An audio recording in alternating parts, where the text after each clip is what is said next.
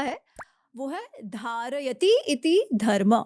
धर्म का जो रूट वर्ड है, संस्कृत के सारे जो हमारे शब्द हैं वो किसी ना किसी धातु से आते हैं, रूट वर्ड से। तो रूट वर्ड इज ध्रुव, जो धरती का भी रूट वर्ड है। धैर्य का भी रूट वर्ड ध्रुव ही आता है। ध्रुव धारणे, धारणे मतलब to uphold, to sustain something, जिसके कारण वो धारण होता रहे, चलता रहे। ठीक है, हम जो धारणा के योग में बात करते हैं, दैट इज व्हाट वी से, hold that one thought in your mind and focus on that. Basically holding, upholding, sustaining, that is dhruv. तो धारयति इति धर्म, that which upholds and sustains, that is dharma. अब ये तो बहुत ही बड़ा कॉन्सेप्ट है, इसको समझे कैसे रियल लाइफ में, है ना। तो हम एक दूसरे के साथ समाज में इस तरीके से जिए कि सस्टेनेबिलिटी रहे। हमको लगता है सस्टेनेबिलिटी आजकल की टर्म है, it's a woke new term, but नहीं, we lived in sustenance with everything around us. इसका अर्थ क्या कि हम इकोलॉजी, हम क्योंकि प्रकृति के पूजक थे, है ना। प्रकृति के पूजक क्यों? अगर प्रकृति सस्टेन करेगी तो हम सस्टेन करेंगे। इसके अलावा समाज में हमारे बहुत सारे कर्तव्य हैं, जैसे आप हैं, वो किसी के पुत्र हैं, किसी के भाई हैं, आप कहीं पर काम करते हैं, आपका स्वयं का ऑर्गेनाइजेशन है, the TRS show, you have so many people who are employed with you, जो आपके यहाँ काम करते हैं, है ना। तो अगर TRS को आपको बड़ा करना है तो आपका कुछ कर्तव्य है उसके प्रति। आपका ये भी कर्तव्य है कि आपके जो एम्प्लॉयज हैं उनको आप सही से वेतन दो, सैलरी दो, उनको आप खुश रखो।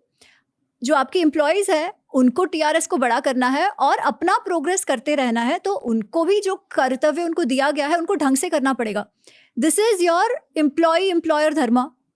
यू डू योर कर्तव्य और वो लोग अपना कर्तव्य करेंगे, तभी ही जो आपका यूनिट है TRS का वो उन्नति करता रहेगा, प्रोग्रेस करता रहेगा। Similarly if you extend that unit to a samaj, एक सोसाइटी है, वहां पर अगर हम सब अपना कर्तव्य करते रहे, अपने धर्म के हिसाब से जीते रहे, तो वो समाज सस्टेन होता रहेगा। That aspect is also dharma, to live in a way which makes your society and the unit, the system that you're a part of. System could be your family, your organization, your community, your देश, आपका राष्ट्र, सभी कुछ systems है। वो sustain करने के लिए आप जिस तरीके से जियो, वो धर्म का aspect है। ठीक है, और eventually that is the third पुरुषार्थ। और जो चौथा है वो है मोक्ष।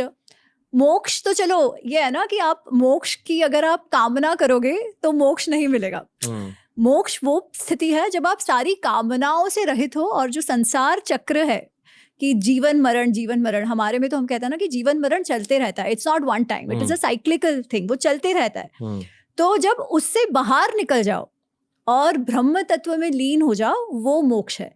अब वहां तक अगर हम ना भी पहुंचे तो भी ये त्रिवर्ग, त्रिपुरुषार्थ, जो त्रिवर्ग, चतुर्विध पुरुषार्थ और त्रिविध पुरुषार्थ, तो ये तीन जो है वो पुरुषार्थ हमारे जीवन में, तो goals towards which we should live our lives.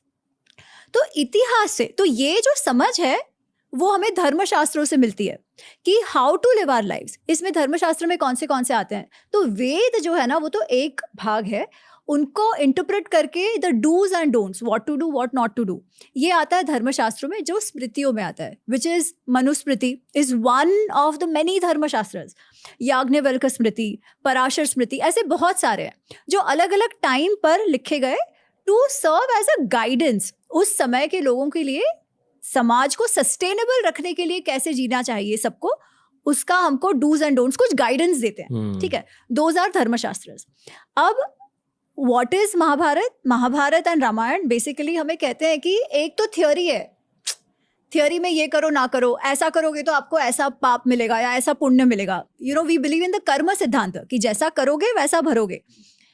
पर कोई भी थ्योरी जब we see it live in action, हाँ, केस स्टडी में जब हम पढ़ते हैं तो वो ज्यादा समझ में आती है।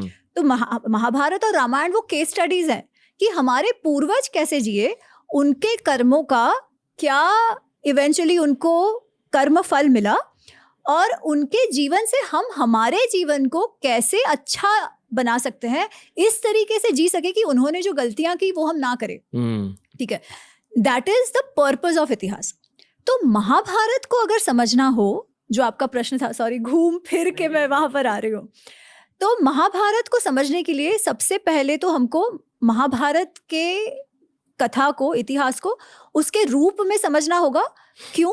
क्योंकि एज आई सेड उसका एक पर्पस है। क्या पर्पस है? कि उससे हम धर्म अर्थ काम के गोल्स के विषय में सीखे। कैसा एक्शन होगा तो क्या उसका फल हो सकता है, कैसे धर्म संकट अर्जुन के साथ जो होता है वो कुरुक्षेत्र में, ही स्टोन, उसको लग रहा है कि क्या मेरा कुटुंब धर्म ज्यादा महत्वपूर्ण है या क्षत्रिय धर्म? क्षत्रिय धर्म के हिसाब से न्याय, justice was important, they had to establish justice, वो भी एक था। परंतु कुटुंब को आप बनाए रखो, कुटुंब का विनाश ना हो, ये भी एक धर्म है। अब ये दोनों का क्लैश हो गया, विच इज धर्म संकट, जो हम एथिकल डायलेमा बोलते हैं। तो उस परिस्थिति में आप कौन सा धर्म आपको चूज करना चाहिए? हम सबके लाइफ में तो वो संकट आते ही है कि at any point in time, क्या छोटी सी बात कि क्या मेरा एक बच्चा है, उसको वो बहुत बीमार है, पर मेरे ऑर्गेनाइजेशन में तभी एक बहुत इंपॉर्टेंट मीटिंग है विच विल मेक और ब्रेक की कोई बड़ी सी डील होने वाली है, तो मुझे क्या करना चाहिए? बोथ आर इक्वली इंपॉर्टेंट, दोनों ही महत्वपूर्ण है। तो उस परिस्थिति में मैं कैसे निर्णय लूं? ये तो छोटी सी बात है, अर्जुन का और भी बड़ा है, बट दीज आर इवन धर्म संकट जो हम सबको गुजरना पड़ता है। तो तब कैसे निर्णय लिया जाए? इस सब की सीख हमें इतिहास से मिलती है, महाभारत से मिलती है, और हमको इसीलिए महाभारत को उसके रूप में समझना होगा और इस दृष्टि से समझना होगा, रादर देन जज सही राइट और wrong, what is it that I gain from it. तो this is how we should, according to me, मेरे मत के हिसाब से महाभारत को पढ़ना और समझना चाहिए। नहीं, श्योर, आई फील कि अब हम